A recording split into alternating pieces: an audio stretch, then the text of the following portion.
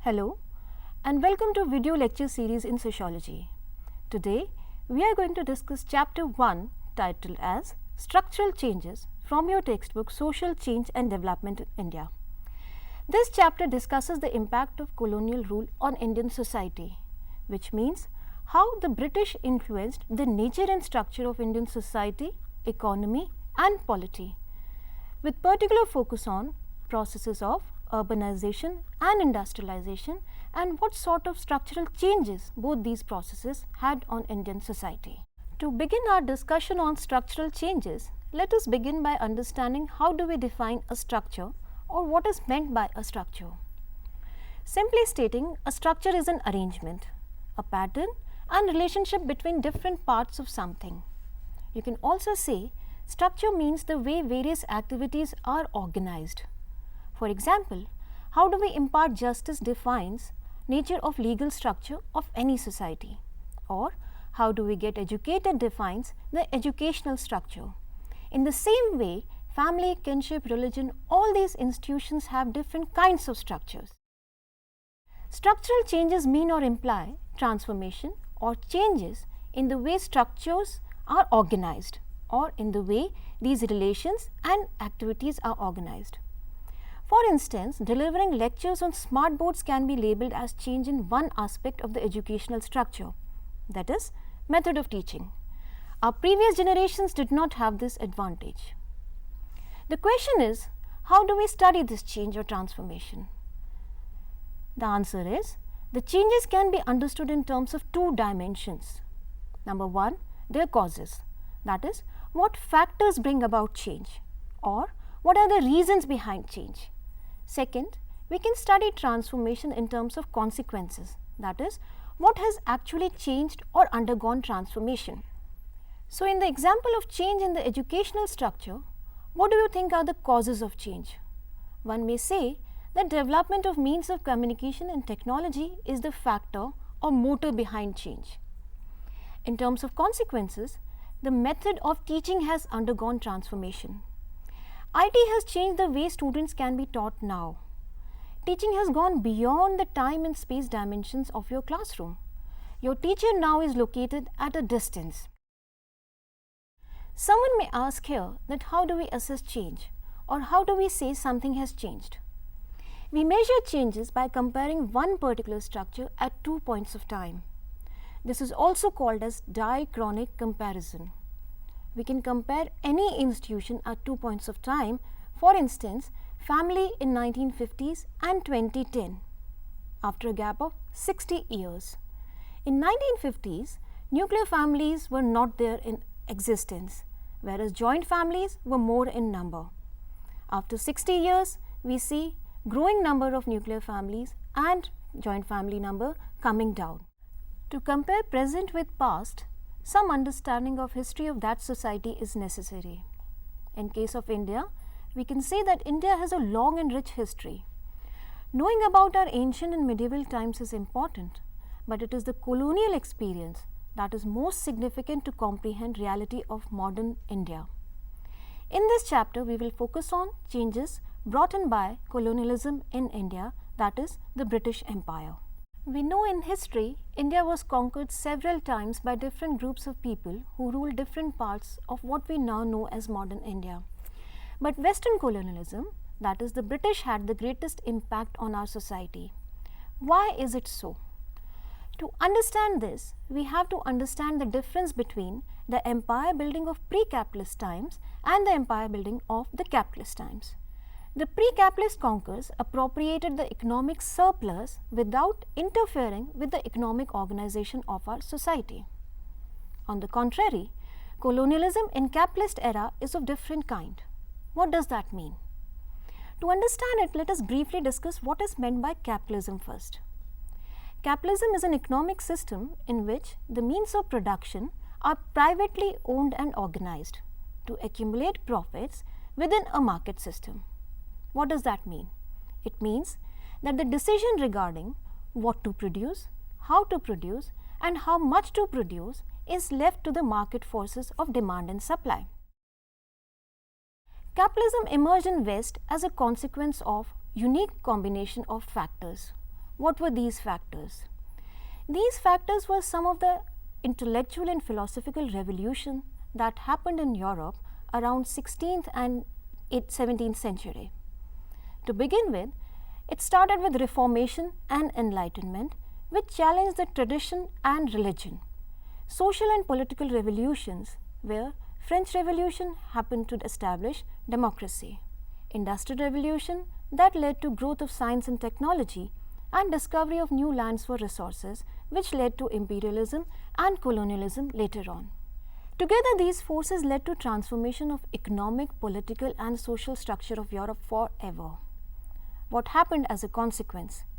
Capitalism defined the economic organization. Democracy became the dominant political form, and social organization became modern. It was characterized by rational scientific temper. It would be interesting for you to explore what is meant by modernity, what are the features of modernity. Coming back to our discussion of impact of colonial rule on Indian society, the British colonialism in India is an example of empire building of capitalist times. It directly interfered with the economic organization of India and altered its nature to ensure greatest benefits and profit to their empire back home. So, unlike the previous conquerors, why the British had the greatest impact on India? The reason was that they introduced and modified social, economic and political structures for their benefit. Every policy initiated by the British was geared towards strengthening and expansion of British capitalism and making their empire strong. What did they change? Or, for that matter, what kind of changes or modifications the British introduced in India? The British changed the law of the land and forest, thereby depriving villagers, farmers and tribals from their important source of sustenance. You know that villager, farmers and tribals' livelihood is related to land and collection of resources from forest. However, by changing the law of the land and forest, they deprived many people from their basic source of income and earning. The British decided what to produce and what not to produce. They meddled with our manufacturing sector and changed the way production and distribution of goods was done conventionally. Many of our present-day institutions were introduced by and still are modeled on the lines of British institutions. For instance, the legal system. We have 3 levels of judiciary: the District Court, the High Court and the Supreme Court. This system was initiated by the British in India. Our education system, the schooling, the university pattern and the kind of degrees we award and the disciplines we have were also introduced by the British education system. The political system. We have parliamentary democracy with 2 houses called as Lok Sabha and Rajya Sabha, which are equivalent to the lower house and the upper house. Many of our practices are also part of our culture and they are influenced by colonial legacy. For example, we wear neckties in school, or we use fork and knives in restaurants even to eat something like South Indian cuisine. For a while, think of the ways in which English language has become part of our everyday life. It is the basic means of communication everywhere. Knowledge of English helps you in almost every aspect of life, be it job interview, writing, advertising, learning. It has penetrated in our culture so deeply. Even the matrimonial ads ask for convent-educated brides or grooms. The reason is that knowing English is equated with being modern and presentable in our society. Colonialism also resulted in movement of people from one area to another. Any movement of people from one area to another is called as process of migration. You can have various streams of migration. Most of the time, the famous stream is from rural to urban areas. But it can also happen from urban areas to rural areas, which is called as reverse migration. At times, it also happens from rural to rural areas, mostly in the case of marriages, or from urban to urban areas. This movement occurred within India in search for jobs, mostly to the cities and centers for commerce and industry. That does not mean people did not go out. People also went to other colonies of the British in Asia, Africa and America as workers in agricultural and manufacturing sector. Some of this movement was voluntary, but some of the movement was forced upon people to work in other colonies and agricultural sector. To facilitate smooth functioning of its rule, the British introduced many changes in every sphere of activity. Some of these changes were intended and some of them were unintended consequences. What do you mean by intended changes? Intended means something that you take as a deliberate action to achieve a purpose or a goal. And what do you mean by unintended or unintended consequence for that matter is something which you had not thought about before taking the intended step. For example, the British introduced English education to create a class of Indians who will help them in managing their empire. They introduced railways and means of transportation to help in their business. On the contrary, these intended changes or modifications resulted in rise of nationalistic and anti-colonial sentiment. How? People from different parts of India travelled from one place to another. They came in contact with one another and identified that liberty is what they are striving for. British rule was suppressing their liberation, and that is how, with printing, with exchange of information, dissemination of information and knowledge, the rise of nationalistic sentiment gained momentum. Many of our freedom strugglers are part of this educated class also, those who were barristers or lawyers or practiced law such as Mahatma Gandhi in South Africa, those who realized that India needs to gain freedom. So what happened as a consequence of intended change led to contrary consequences, that is unintended one. Two important changes that are discussed in detail in this chapter are processes of industrialization and urbanization. Industrialization, which means introduction of factory-based production that changes nature of economic structure of any society, here in India. And urbanization means migration of people primarily from rural areas to urban areas, which leads to growth of cities and urban center. Both these processes are related to one another. Let us understand how process of urbanization and industrialization is related to one another.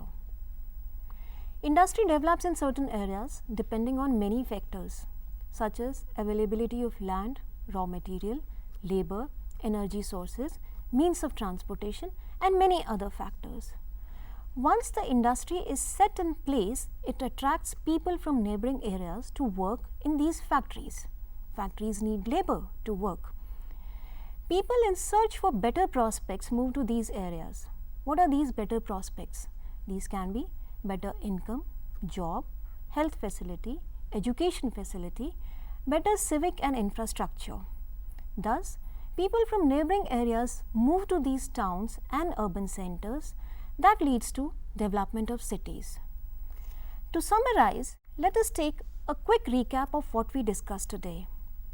We began by discussing what is a structure, how we can understand structural changes in terms of their causes and consequences. In this context, we discussed the difference between the pre-capitalist and capitalist empire building and the associated concept of capitalism. We also discussed what factors changed the nature and structure of European society and led to establishment of modernity. Subsequently, we discussed how the British altered economic organization in India. We discussed the impact of British colonialism on Indian society, economy and polity. In the next part of this chapter, we shall discuss the process of urbanization and industrialization in detail.